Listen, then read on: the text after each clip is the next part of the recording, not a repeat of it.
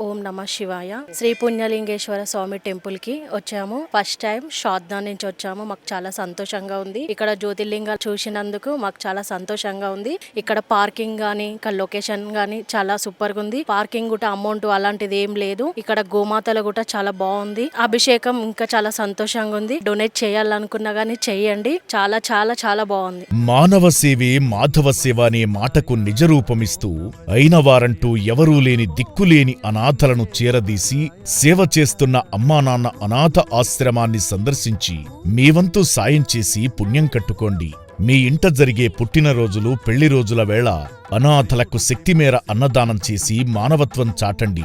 ఈ అనాథల మనుగడ కోసమే కట్టిన పుణ్యలింగేశ్వర స్వామిని దర్శించి మనోభీష్టాలు నెరవేర్చుకోండి. మీరు హుండీలో వేసే ప్రతి రూపాయి ఈ అభాగ్యుల అన్నదానానికి వినియోగించడం ఆశ్రమ వ్యవస్థాపకులు శ్రీశంకర గురూజీ ప్రధాన లక్ష్యం.